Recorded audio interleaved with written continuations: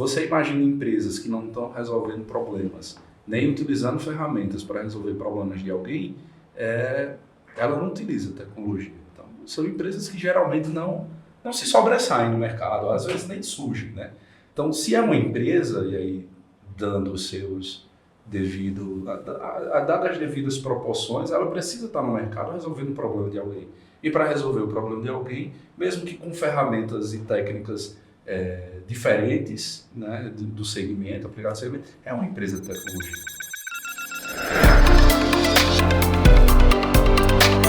O episódio 4 do Tecnicamente Pronto traz Javi Leal, Head de TI da FBR Digital, Silvia Sena, Product Manager da FBR Digital, e Rafael Soares, CEO da Colmeia, empresa que cria e suporta serviços, produtos e negócios com tecnologia da informação.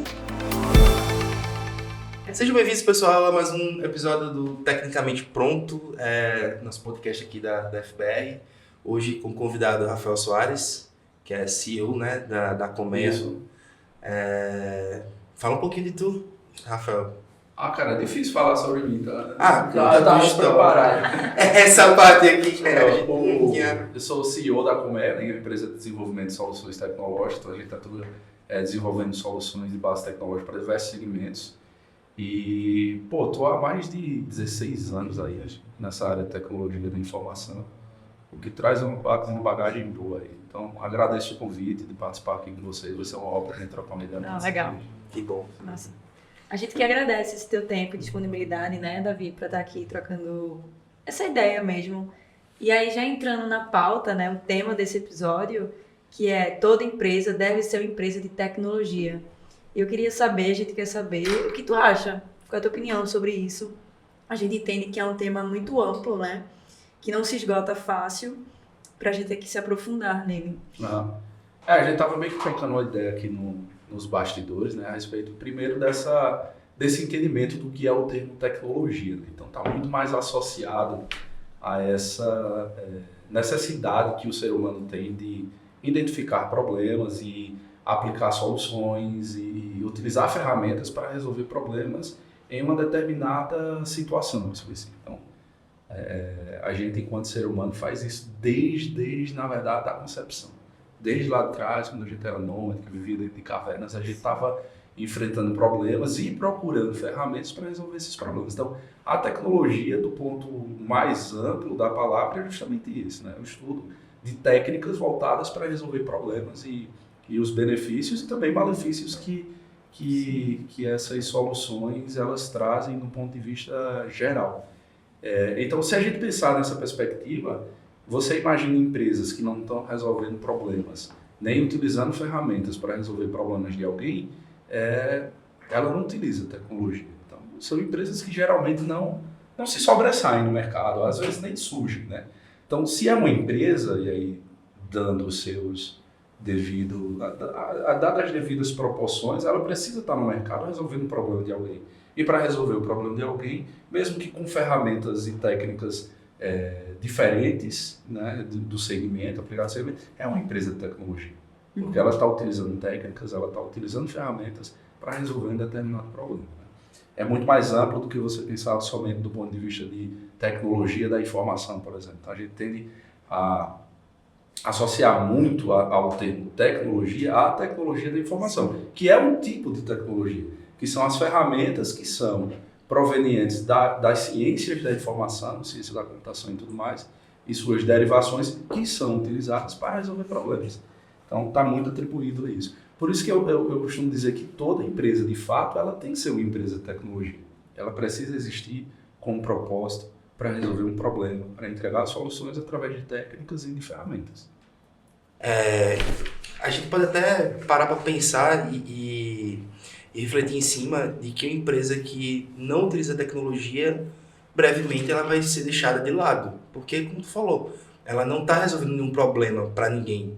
Né? Então, por exemplo, o cara que estava vendendo um cachorro-quente na esquina, de certa forma, se ele desenvolver uma forma de entregar um cachorro-quente através de um aplicativo, ou de a pessoa fazer um pedido para ele já ir preparando para a pessoa só passar e pegar, de certa forma a pessoa está usando um artifício que, vamos lá, pode ser um WhatsApp, pode ser uma mensagem simples, curta, mas ele está utilizando da tecnologia para modificar o ambiente de trabalho dele, ele está resolvendo um problema de alguém, Uhum. né? A gente pode partir desse pressuposto, né? E aí, essa tecnologia que você comenta aí, que é o aplicativo, ela é uma tecnologia da informação, né?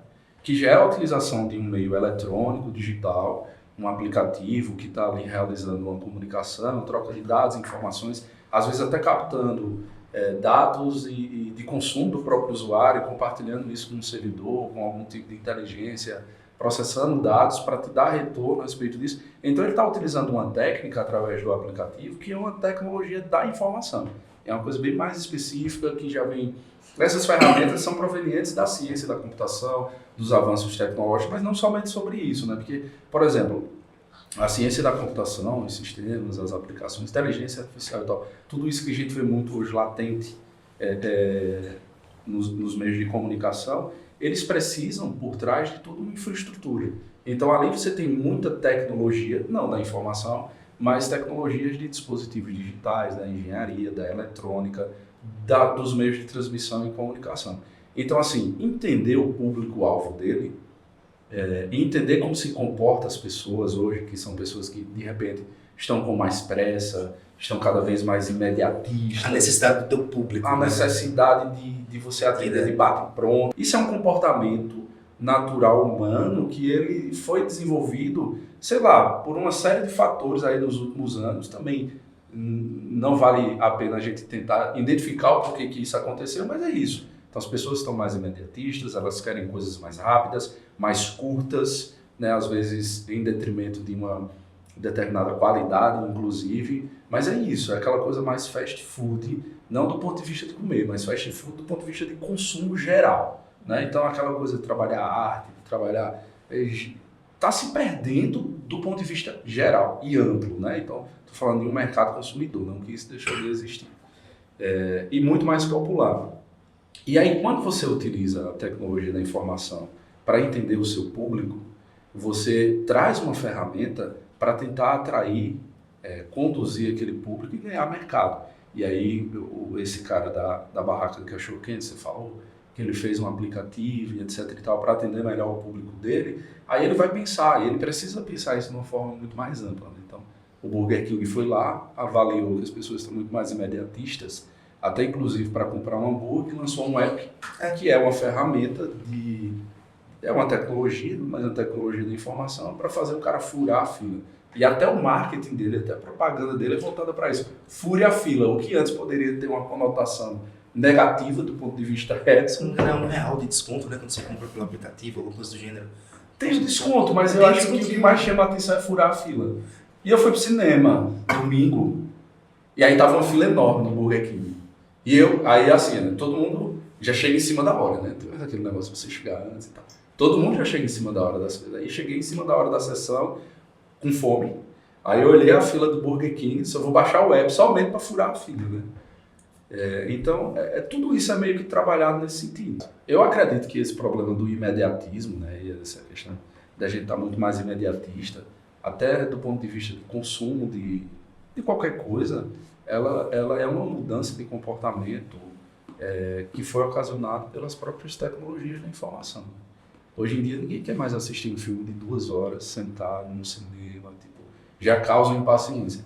Tem que ser um novo da vida, né? Um cara muito bom para manter você ali 3 horas. Eu acho que é isso. Às vezes, por conta dessa facilidade, né? Você tá em casa, tá assistindo um filme, você tem um celular, tem várias coisas tirando a tua concentração. Sim. Quando você vai ao cinema, é uma forma de você tentar ficar ali. E é difícil. E às vezes é difícil, assim, mas é uma forma de você tentar. Não quero ser interrompida, né? Ou interrompido. Por conta disso. Isso veio muito pela velocidade que essas tecnologias da informação trouxeram. Então, a velocidade da informação, ela traz uma série de benefícios. Desde atendimento, questão de segurança, sei lá, outras coisas mais pessoais também, você se aproximar de pessoas que de repente estão distantes, imagina na época das cartas, do fax e tal. Aí, a velocidade da informação, ela trouxe muitos benefícios, mas ao mesmo tempo ela trouxe uma série de ferramentas que, devido ao seu uso, podem ser prejudiciais ao cérebro humano de uma forma geral. Né? A própria ansiedade, né? Exato, porque assim, a gente estava falando aqui sobre os primórdios, né? E o cérebro humano nosso, ele é programado para consumir informação.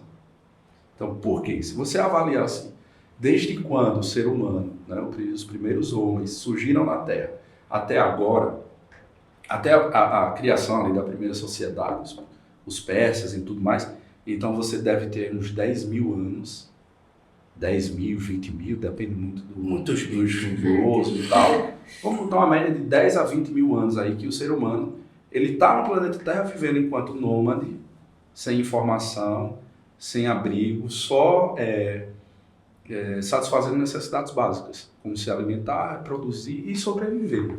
Então, durante 20 mil anos, a nossa espécie, ela se acostumou a ter uma necessidade absurda de informação, conhecimento. Então, se você visse o mato se mexendo naquela época, ninguém ia, assim, tinha aquela galera que disse, vou ver o que é que tem aqui.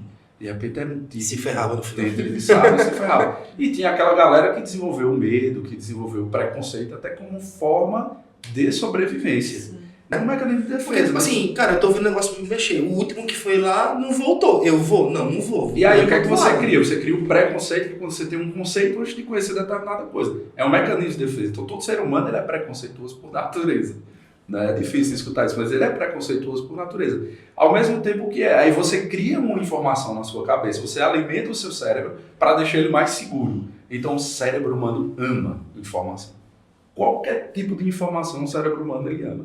E aí, como a gente hoje tem uma overdose de ferramentas de informação e muito rápidas, aí a gente está consumindo isso quase como uma pessoa que saiu do deserto e encontrou um poço de água, um oásis ali, né? Um oásis ali. Então, aí isso está trazendo uma série de questões. Mas sabe o que eu acho muito massa na tua fala, Rafael, e na tua também, Davi, quando a gente estava conversando nos bastidores, foi justamente esse recorte, né? E quando tu traz agora no começo isso do que é tecnologia, né? Tem as aplicações, né, da ciência da informação e tem aquilo que resolve o problema sem necessariamente ter essa aplicação. E aí quando a gente vai lá atrás, também nos primórdios, tiveram muitas criações tecnológicas para aquela época. O fogo, né? A roda, uma caneta, a lança, metal, uma xícara, um artefato nessa época resolveu muitos problemas, né? A gente fala tecnologia para resolver uma dor, um problema. Isso resolveu muitos problemas, né, dos nossos ancestrais lá atrás.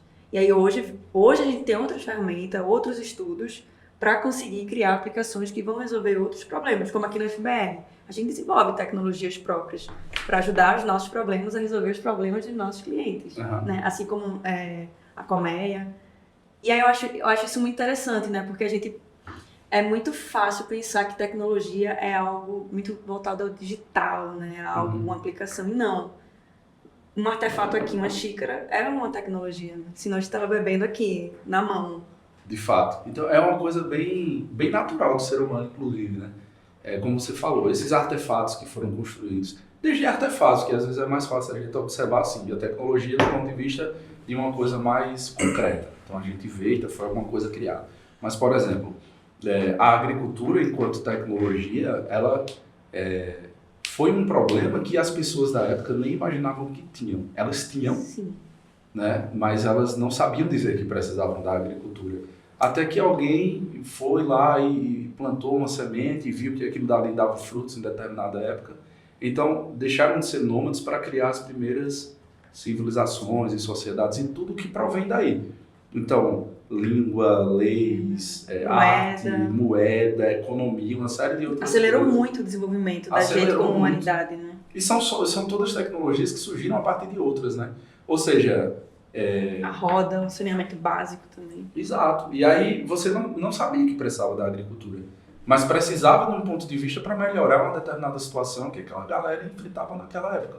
A gente é forçado a evoluir por bem ou por mal, na verdade, né? Hoje a gente vive num mundo, talvez assim, a gente possa voltar depois nesse assunto, mas eu queria falar um pouco mais agora de tecnologia atual, da informação negócio, digital. Né? Como a tecnologia, ela expande, né?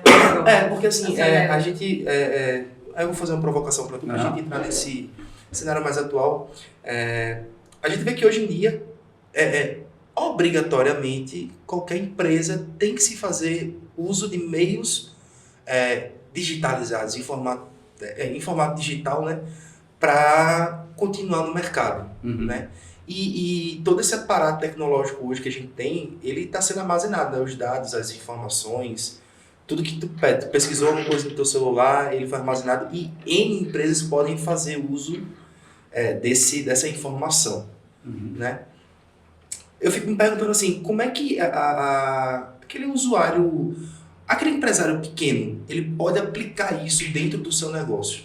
Pensando naquele carinha do cachorro quente, hoje em dia, o cara pode fazer uma publicidade paga dentro do Instagram, ele pode ir no Facebook, ele pode ir no Google e pagar uma publicidade. E de certa forma ele está usando a tecnologia para meio que tipo assim, impulsionar o negócio dele. É uma coisa meio assim, é tão natural a gente pensar isso hoje em dia, mas se a gente fosse fazer uma comparação com os anos 90, seria como a gente estivesse pagando um outdoor no meio da rua, né? É massa isso. Tu concorda? Concordo. Que é, tipo assim, sei lá, paga uma quantidade de reais aí, antigamente botava um outdoor numa avenida muito grande e todo mundo via e queria consumir. E hoje em dia todo mundo tem acesso a esse outdoor de avenida, né? Na verdade, assim, essas tecnologias da informação, elas evoluíram. Teve o pós-guerra ali, em 1950, quando a rede de cabeamento americano e foi utilizado para a guerra precisava ter algum sentido, e entre 1950 e 2000 ela ficou meio que só servindo de fluxo de informação entre os órgãos, entidades, telefonia e tudo mais. E quando você traz o conceito do comércio, e aí mas populariza-se ali nos anos 2000, o comércio eletrônico, então você traz um fluxo muito grande comercial e um interesse popular e dos mercados muito grande para dentro da internet, né? Então, nos anos 2000, a evolução da internet e as possibilidades que foram criadas com a internet, sobretudo do comércio eletrônico, ela popularizou e ela alavancou, né, e catalisou o desenvolvimento de tecnologias da informação voltadas para esse mercado. Então, é quase que inimaginável você ter um negócio hoje e você não ter algum meio digital para divulgá-lo. E o contrário, tem esses negócios que são mais tradicionais, que você está se instrumentalizando de ferramentas de comunicação e tecnologia de informação para atingir o seu público. Por quê? Porque subtende-se que o grande público ainda não, ele está lá, naquele ambiente, e ele deixa o seu comportamento ali. Então você precisa ter essas ferramentas para conversar com ele, como negócios que só surgiram dentro desse ambiente já. Então tem coisas que não são mais físicas. Muitos negócios que surgem 100% e totalmente digital, né? Sem a necessidade de um local físico, sem a necessidade, às vezes, de você estar fisicamente com as pessoas conversando e tudo mais. Então, muitos negócios já nascem nesse ambiente, nessas ferramentas, o que foi positivo porque isso popularizou, né? Barateou do ponto de vista de acessibilidade financeira. Então, essas ferramentas são muito mais acessíveis hoje a qualquer tipo de negócio, até o cara que vende um cachorro-quente, até a empresa mais, sei lá, bem sucedida no ramo de distribuição, por exemplo, ela consegue se instrumentalizar dessas ferramentas de tecnologia de informação para conseguir tocar o seu negócio, né? Eu acho incrível, com licença aqui, a Silvia, e a tu também, Rafael. Por exemplo, eu costumo pedir muita comida num determinado restaurante no iFood. Uhum. E eu descobri onde aquele restaurante ficava. Tá? Tipo assim, é um cubículo, tipo assim, ele só tem um letreiro, mas dentro do iFood ele é o restaurante, tá ligado? Tipo assim, os caras são muito bem avaliados. Tem restaurantes que só tem existe muito no iFood, né? Só existe no iFood, aquelas cozinhas, não sei só delivery. Só delivery. E isso veio através da tecnologia, né? O cara pensou lá atrás em, tipo assim, ó, eu tenho uma lista telefônica que é só de alimento, então eu vou transferir. Tá tendo publicidade hoje em dia, né, no Instagram. Conheço a história do fundador do iFood, né? Uhum. Eu acho bem interessante como Era uma revista, conseguiu baratear, né? Era uma revista, Era né? uma Se você revista. botar claro no telefone, uma lista, né? Como a tecnologia consegue baratear também inovações, como é que eu posso chamar? Do empresário, né? Disruptiva não, o empresário ele consegue hoje em dia criar algo de uma forma mais rápida e mais assertiva, com menos custo. É uma outra consciência, né? quanto a essa possibilidade digital, porque existem hoje muitas marcas que são nativas digitais. A galera não cria uma estrutura física, não tem para quê. E é isso a gente vê outros impactos, né? Socioambientais também. Então tá muito ligado à cultura da pessoa, à ética, né? Do que eles querem de propósito para o mundo com essas marcas. E, justamente, né? O digital é uma base para expandir qualquer negócio. Você consegue atrair muitos clientes, né? Eficiência, produtividade, tem muitas vantagens. É muito mais acessível também. Então, se você inventa alguma coisa hoje e você mora em uma cidade de 100 mil habitantes, você tem um alcance. Mas através da internet você pode ter um alcance viral aí, o mundo inteiro. Né? Acontece muito isso no YouTube, né? O cara lança um vídeo viral e tal. Isso ficou muito latente com esses vídeos virais. Luva de pedreiro. Da onde o cara saiu e onde o cara chegou, tá ligado? Sem aquela ferramenta, acho que né, não existe. Profissões como, por exemplo, como digital influencer e tal, essas coisas que surgem nesse mercado, e só existe para esse mercado. Tem o influenciador digital, tem o agenciador, tem o gerente, tem toda hoje em dia uma cadeia de suprimento para uma pessoa fazer aquilo ali. Aquilo ali movimenta muito dinheiro, né? Então assim, respondendo sua pergunta, aparentemente é mais simples e mais fácil hoje você conseguir construir um negócio e atingir grandes públicos. Apesar de que, para fazer isso dentro desse universo, né, dentro desse público e tudo mais, não é simples. É preciso muito estudo, muita tecnologia, muito entendimento, a concepção, a utilização de equipes multidisciplinares de várias áreas e tal, para você conseguir. Não é porque você tem uma rodovia que você vai conseguir andar na velocidade que você quer. É preciso ter um veículo bacana, é preciso você desenvolver toda essa infraestrutura também, né? É uma possibilidade maior, eu diria, do ponto de vista do negócio, para você conseguir atingir um mercado muito maior. O que se da maré vermelha, né, que o pessoal fala, né? Azul. O oceano azul, oceano azul ou oceano vermelho, né? Hoje em dia a gente poderia dizer que a gente vive dependendo no oceano azul de problemas. Tá cheio, né? Tá cheio de problemas, né? O difícil é identificar o problema, né? E levar o seu público a consumir. Porque, assim, tem uma certa falácia também, que é mais fácil. Né? Porque a partir do momento que as grandes marcas, os grandes players, a gente vive num sistema econômico capitalista e quer queira, quer não. Aqueles que têm maior poder aquisitivo têm mais chance de fazer isso. Então é muito comum também você ter boas empresas, como startups, que resolvem problemas. E a maioria dessas startups já nascem com a mentalidade de serem vendidas e adquiridas por grandes conglomerados. Então, a grana ainda, dentro desse universo, apesar de ser uma coisa muito mais democrática, do ponto de vista... Eu acho que a internet, ela é uma ferramenta de democracia absurda, mas ainda o poder do capital, dos grandes acúmulos financeiros, eles ainda têm mais facilidade em fazer isso do que uma pessoa que está começando do zero. Não é, como é que eu posso dizer? Não é fácil. Então, não adianta você também fantasiar, né? Eu posso fazer qualquer coisa e chegar muito longe. Apesar de que as ferramentas parecem muito mais democráticas e promissoras, toda essa característica do mundo dos negócios que já existiam fora dela também se repetem ainda, infelizmente. Talvez numa forma diferente, mas ainda se repetem nos meios, nas tecnologias de informação atual, como a internet e tudo mais. Essas grandes empresas de tecnologia, como Google, sei lá, agora a Meta, né? Facebook, Instagram e a Amazon da vida também, a própria Microsoft, elas detêm um monopólio desse universo. Mas isso que tu falou é muito curioso mesmo, né? Sobre os grandes players do mercado.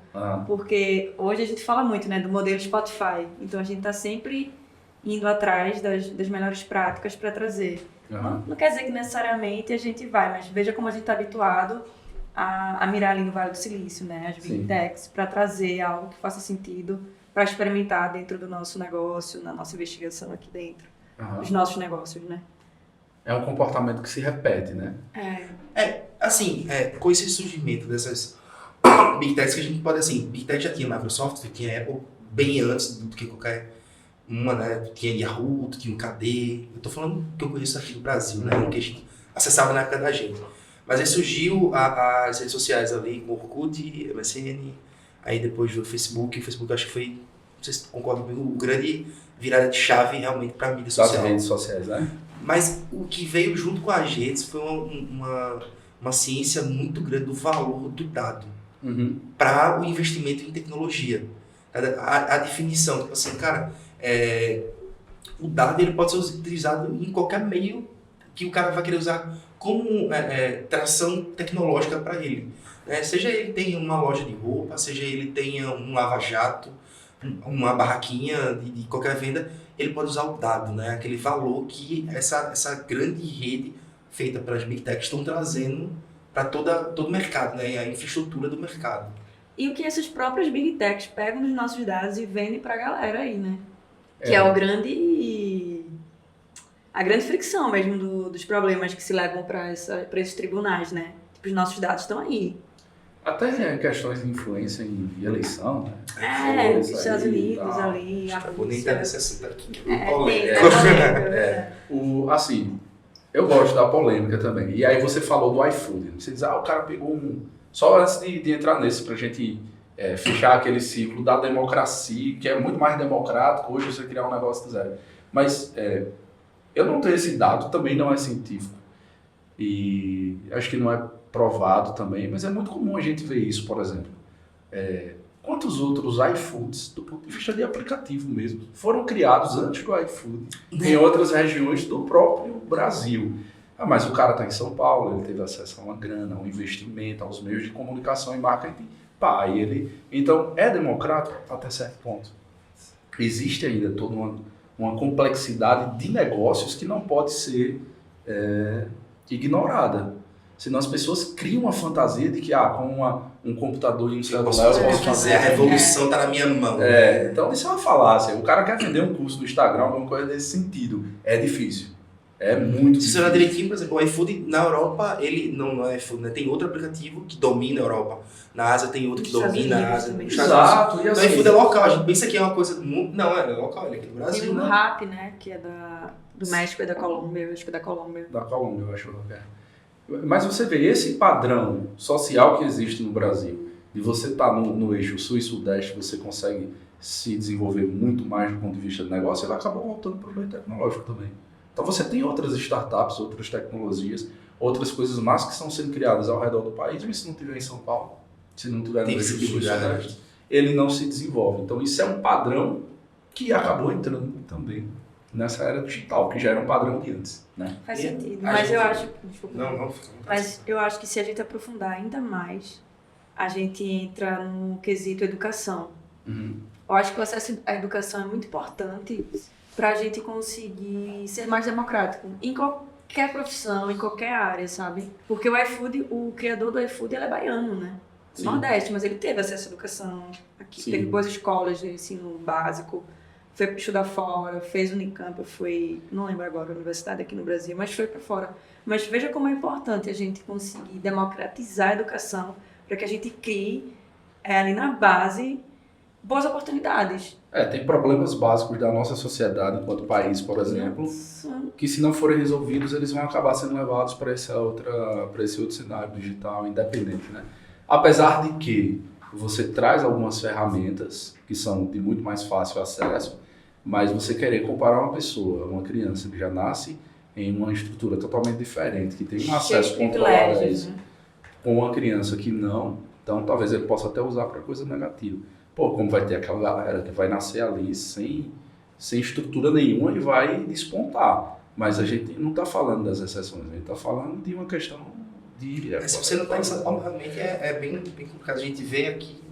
difícil, né? Culturalmente também, cliente, é complicado. Assim, a pandemia chegou, impôs uma nova didática de reunião, né, de prospecção e tudo mais. Aí agora ela saiu, voltou de novo a mesma necessidade de você ter que ficar naquele eixo mais sudeste. Mas também faz sentido, o dinheiro rola lá, né? As grandes estão lá, tem sede lá, então não tem como você fugir muito desse... você tem que ser visto pela empresa para poder você conseguir fazer algum tipo de relação de negócio com É, a pessoa, no né? Brasil, o acesso ao crédito, o acesso ao financeiro, por exemplo, o sistema financeiro brasileiro é extremamente agressivo e totalmente monopolizado, né? Então, é um padrão que vai ser levado para os negócios de base digital. Eu não sei, na verdade, até sei, mas não posso falar aqui publicamente. Por exemplo, a gente acha, né? O Nubank, por exemplo, como é que deixaram o Nubank chegar a esse ponto? Ele é o quarto maior banco do Brasil agora. Vai se tornar o primeiro ou o segundo. Ele foi o quarto, Como ele passou o deixaram? Banco do Brasil. Porque quem manda no país são os bancos, né? Então você tem aí 4, 5 bancos que mandam de fato no país. Na política, nos preços, na educação, no fluxo financeiro, em tudo. São os bancos. O Brasil, infelizmente, ele é muito refém dos bancos. Eles são tão bons que eles conseguem tirar a visibilidade de que eles é que controlam o país, né? Eles são muito bons nesse sentido. Óbvio que estão ganhando deles lá. Enquanto o país estava quebrado, os caras, sei lá, o Itaú estava com não sei quantos bilhões de lucro líquido. Pô, o país está quebrado e o cara teve um lucro líquido de não sei quantos bilhões. Pô, o país não está quebrado, cara. Não tem O como. dinheiro só está mal distribuído, né? Por uma série de políticas. O Nubank chegou lá, né? Ninguém sabe como, mas a gente sabe. Então, são situações, problemas mais elementares do país, da sociedade como um todo, que acabam sendo transmitidas também para esse mercado tecnológico de uma forma ou de outra. E aí, falando da questão lá que você falou, esses dados, eles são muito mais utilizados hoje por essas empresas, de um ponto de vista de entendimento, de comportamento e tudo mais. E você falou bem assim da evolução, né? Então, antes você tinha o MSN, o Scoop, você tinha os marketplaces como eBay e tal, que movimentaram a internet naquela época. Depois a criação das redes sociais. Só que quando as redes sociais foram criadas, elas não tinham o objetivo de vender patrocínio, nem de vender propaganda paga e tudo mais. Só que à medida que as coisas foram evoluindo, então tem uma evolução não somente da internet, das tecnologias, dos métodos de extração, da capacidade de armazenamento e processamento também, dos dispositivos digitais, desde celulares, computadores de mesa, de servidores, de uma forma geral. Então, tudo isso vai evoluindo junto à medida que, se eu tenho uma rede social e eu consigo trazer muitas pessoas, tenho muitos usuários no mundo aqui na minha base, no meu sistema, na minha aplicação, e eu consigo ver o que essa galera curte, deixa de curtir, que horas acessa, que horas deixa de acessar, o que eles passam mais tempo lendo, o que é que eu posso fazer com isso? Então, é tanta informação, é tanto dado, na verdade, transitando hoje no mundo, tem mais dado do que a gente é capaz de processar. Então, vamos ser contraditório, então. A gente falou muito de democracia, que está democratizado, mas isso aí está na mão de meia dúzia. De meia dúzia, eu falei, né? Tem um então, tipo assim, ali. é um monopólio. Então, tipo assim, a provocação é real, né?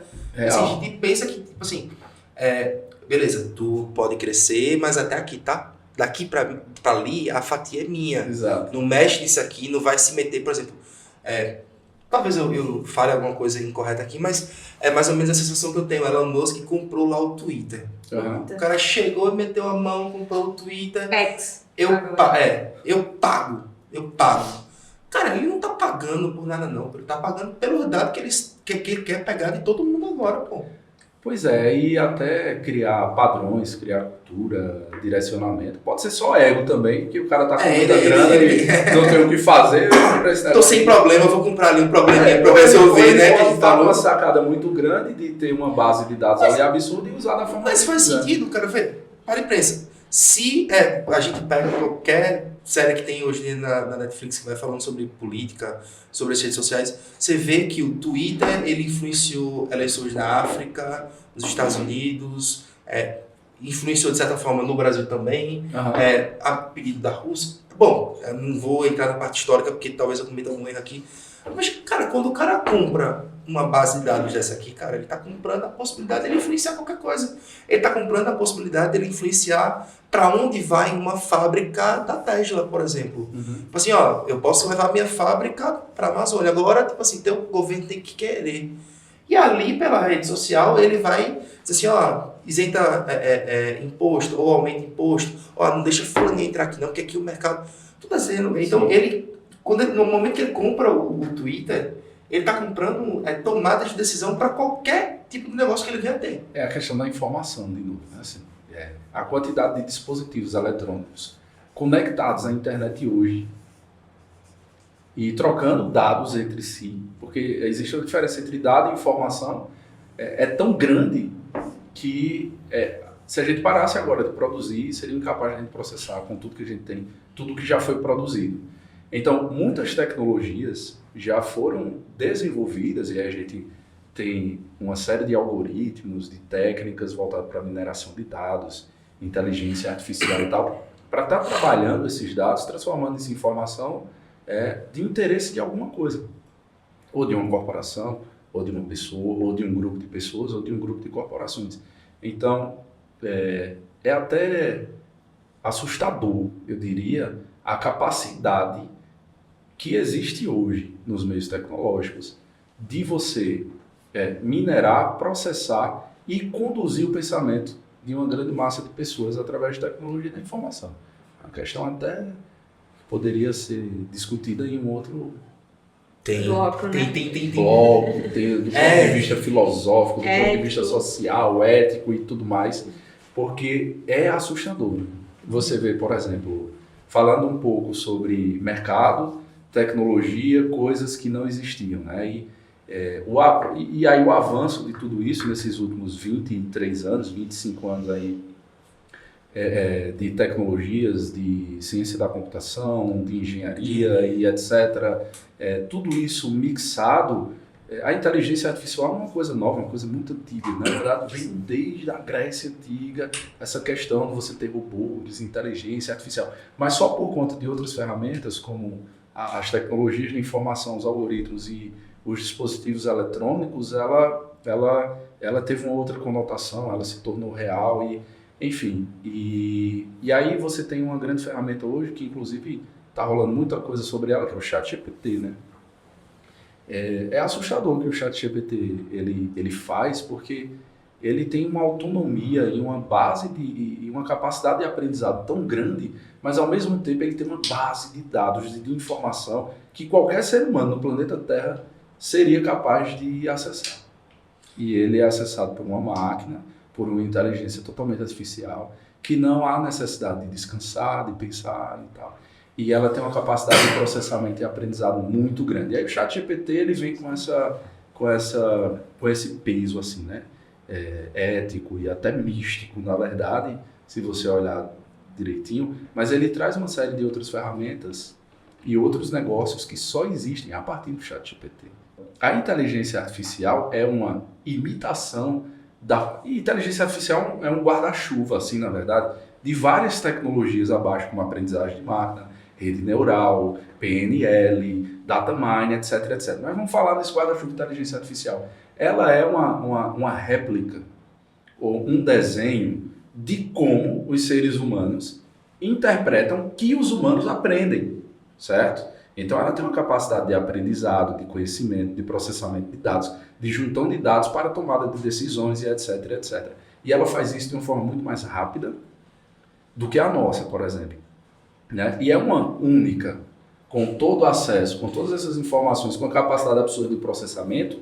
Agora, se aquilo dali vai servir para alguma coisa, é outra história. A grande questão a gente está cada vez mais imerso em um ambiente totalmente dependente de meios digitais. E nos meios digitais ela domina.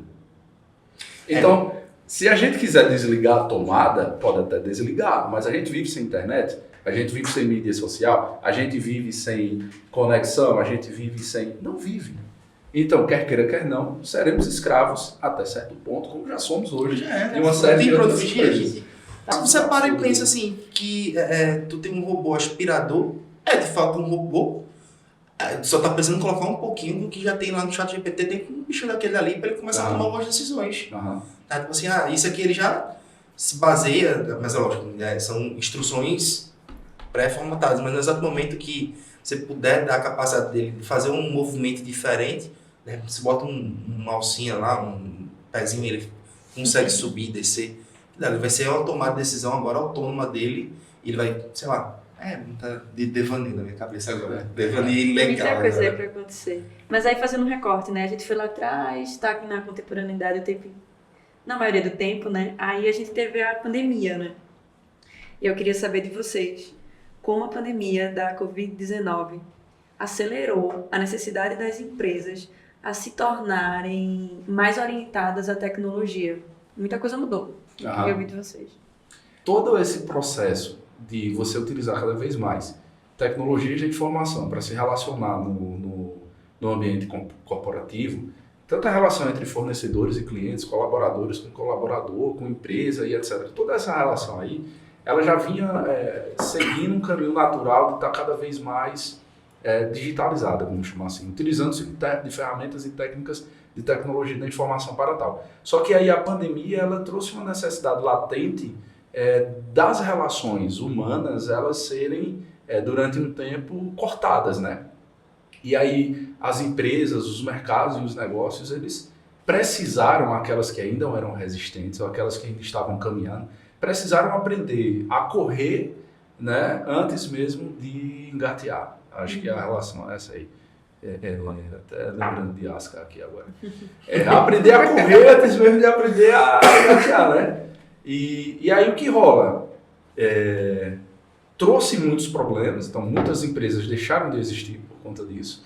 Outras empresas passaram a existir somente por conta dessa necessidade e muitas empresas, grandes empresas e corporações, elas precisaram adaptar o seu formato de produzir soluções para poder se encaixar. Muita coisa perdurou, ficou. Há um movimento tentando fazer alguma coisa meio híbrida e tal, mas não vai mudar todos os benefícios que a tecnologia da informação trouxe para os negócios de uma forma geral. Não muda, então o formato híbrido, etc e tal, presencial, ele até está em discussão, mas as tecnologias, as soluções, as ferramentas que vieram e trouxeram benefícios para os negócios, essas vão permanecer. E uma coisa bem interessante que a gente consegue perceber durante a pandemia é justamente que muitas empresas e negócios, eles já nascem no digital e eles mostram para grandes empresas que acreditavam que a tecnologia era apenas um serviço, ou seja, existia uma mentalidade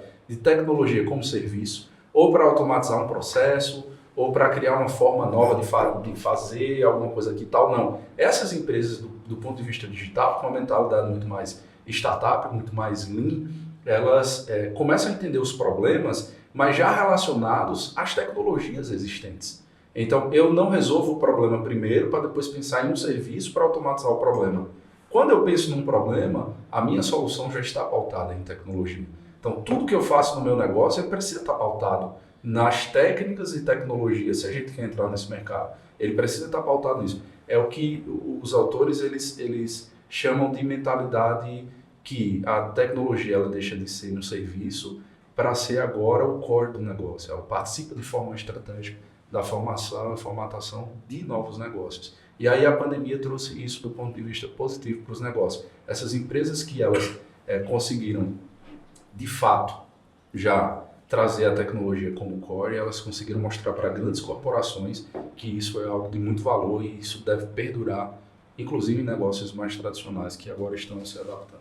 Quando eu falei que tu vinha para cá hoje, aí uma pessoa disse assim, bicho, pede para ele puxar a história do Tapioca Valley.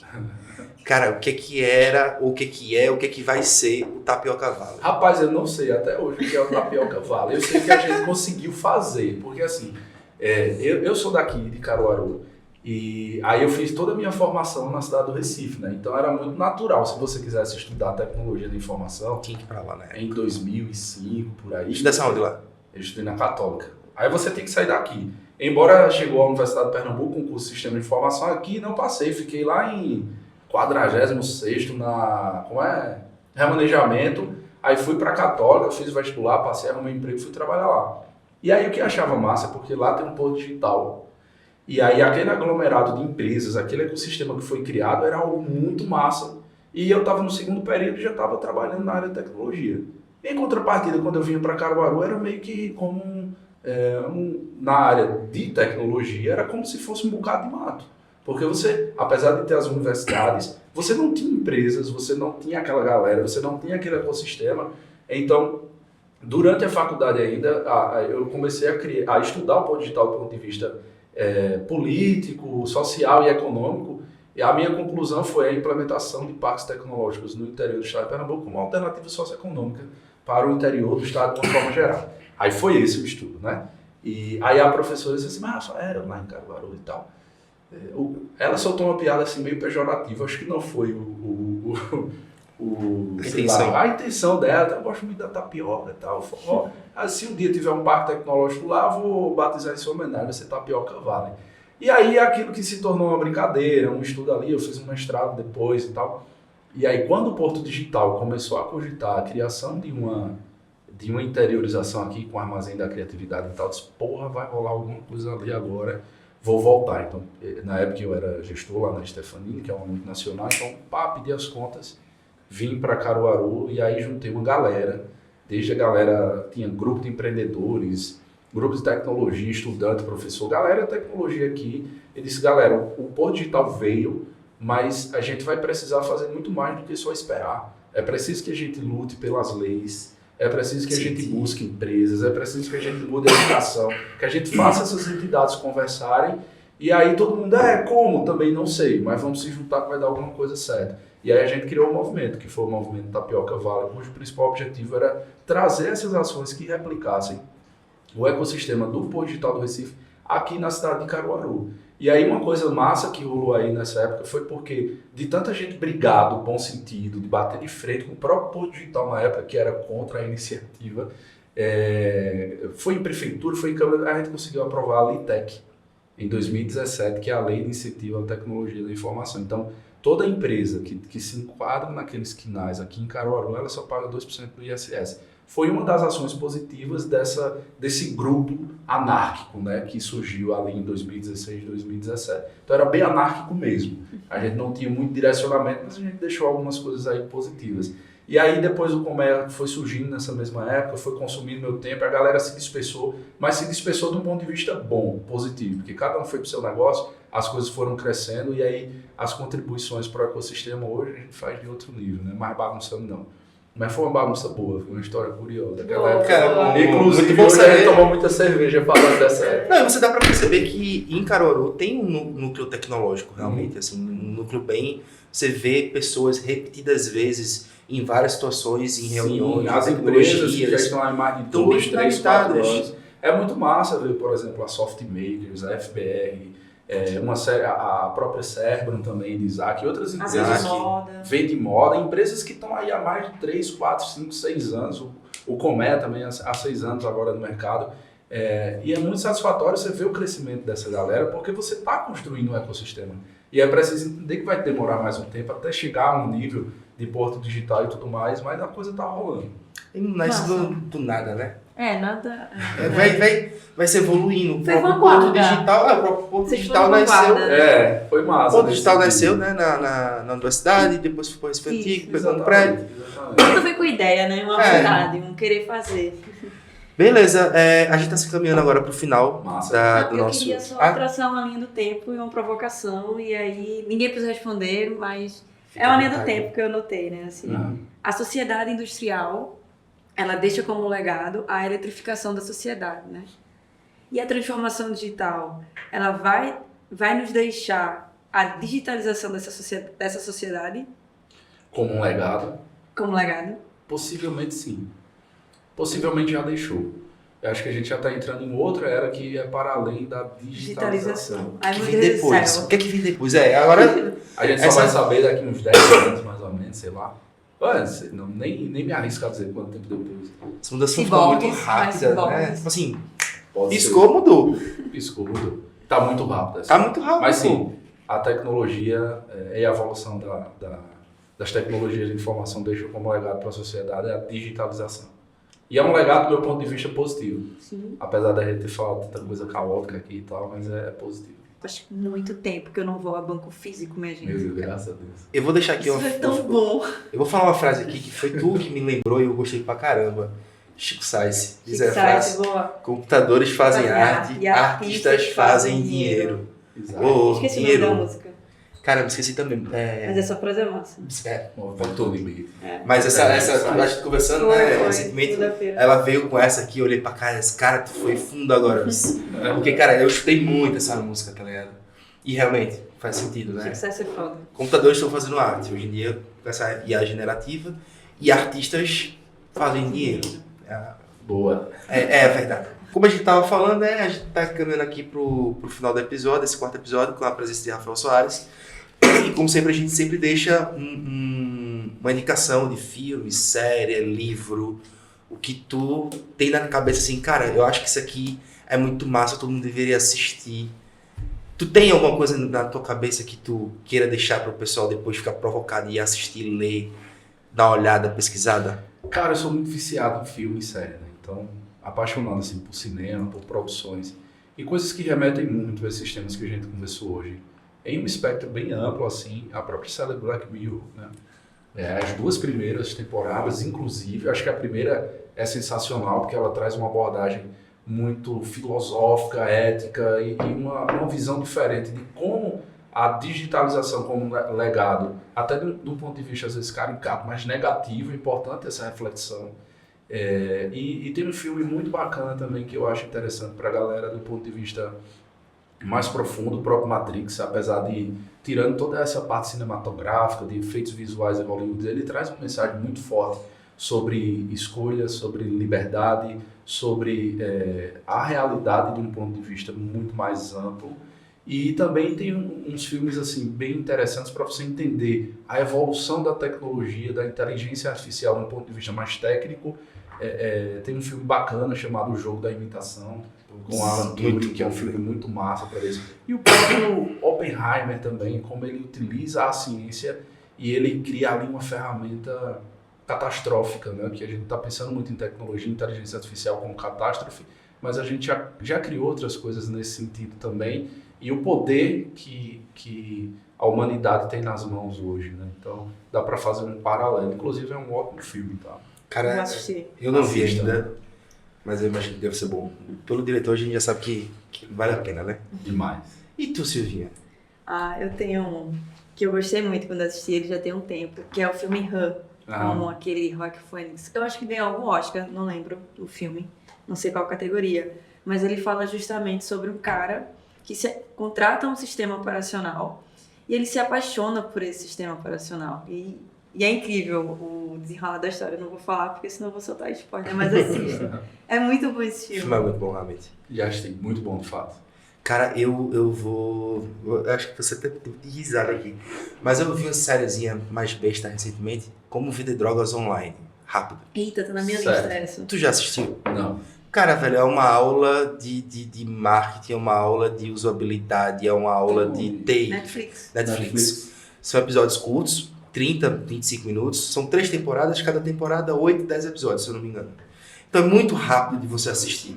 A história de 2 adolescentes que, por motivos que vai assistir, vai ver na série, eles decidem vender drogas online. Então mostra ali o surgimento do marketplace, fornecedor, consumidor, usabilidade do site, investimento. Cara, é bestinha séria, mas ela é muito boa e ela é uma aula realmente do que a gente conversou aqui, de como usar dados. Ele usa dados de usuários para fazer determinadas ações. Então é bem interessante. Então quem quiser assistir, fica aí minha dica também. Pô, peguei a dica, viu? Beleza. Então, pessoal, ficamos por aqui com mais um episódio do Tecnicamente Pronto. Até a próxima. Valeu. Sim, e aí, tá pronto? Tá pronto! A FBR Digital é uma empresa de conexões inteligentes, porque propõe a revolução na contratação de conectividade nas empresas. Implementamos um método de 4 etapas que entende as necessidades do cliente, localiza os provedores de internet, qualifica os melhores serviços e gerencia todo o contrato de conectividade. Abrace o futuro das conexões inteligentes com a FBR Digital. E esse foi mais um Tecnicamente Pronto, seu podcast de tecnologia, conectividade e inovação. Gostou do nosso conteúdo? Ele está tecnicamente pronto. Agora, só precisamos que você divulgue com 3 amigos e nos ajude a concluí-lo. Até a próxima, técnicos!